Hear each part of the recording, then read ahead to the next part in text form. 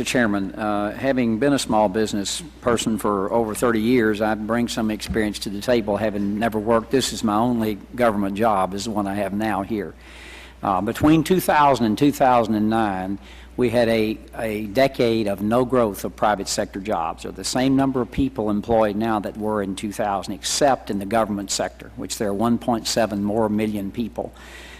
You're hiring. You're going to hire more OSHA inspectors and so forth, but small businesses are not hiring. Why aren't they hiring? Well, I'm out every weekend that I'm home talking to small business, and real simple, it occurs across the country. Number one, they don't know what their go-forward costs are going to be. They don't know what card check is going to cost them. They don't know what the health care costs are going to be.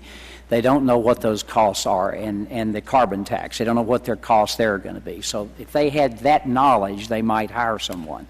Number two, the access to capital just isn't there. I don't care what people are saying on Main Street, on Wall Street, but down on Main Street it isn't happening. What's going on at the local community banks are the FDIC inspectors are coming in looking at loans that are being paid right now. No problem, they're not behind, and they're reevaluating that property, causing the capital requirements for those banks to go up, and they can't make loans.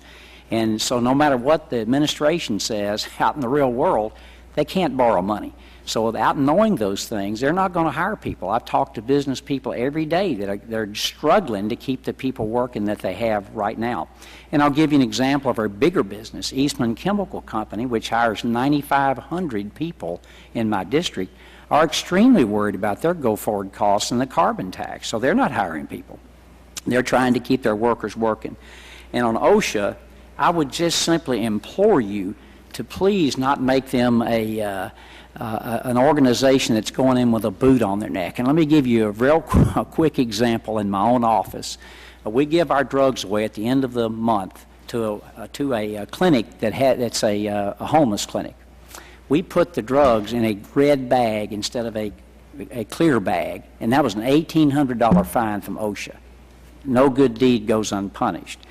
We didn't have a letter in our file about a protective needle on a needle we do amniocentesis with, which is to draw fluid from around the baby. That was a $1,700 fine. I'm asking, do you have quotas that these people have to meet when they come to our offices and to our businesses? That didn't protect anybody. Now, what BP did, absolutely, I think that probably did, but many small businesses have these onerous government regulations that they can't meet that add to the cost of business. And I don't know whether you see it where you are, but I see it every day. I've experienced it. So I'll stop and let you answer. Thank you. You raise a very interesting point, because what we have seen also in the Department of Labor is that we have not kept pace with the growth of businesses overall in terms of how we are supposed to be monitoring and helping to evaluate and provide assistance to small business. So in our attempt to hire up more investigators, I don't want it to seem or appear that it's just punitive, because what we are also trying to do is get at the fact that many of our small businesses, many new upstart businesses, many immigrant-owned businesses that have also helped to restore our economy need the additional tools and information provided to them so they know how to run their business appropriately without creating more injuries or fines, and working with them. So I think you're going to see a different attempt on our part, whether it's Wage and Hour or OSHA, to really work with our small businesses, to have partnerships with them and try to develop a more of a how could I say, communicative atmosphere that may not have been there in the past, the way that would include also the safety and protection of workers, because that's first and foremost what one of our primary goals is.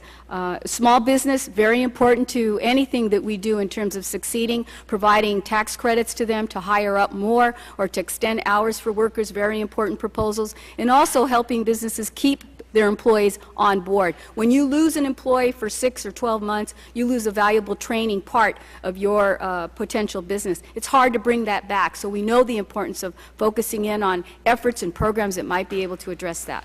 Thank you. Mr. Chairman, is it possible that the Secretary could come back, because obviously we have a lot more to discuss. At some time, could she be invited back? So we could do it. Thank you.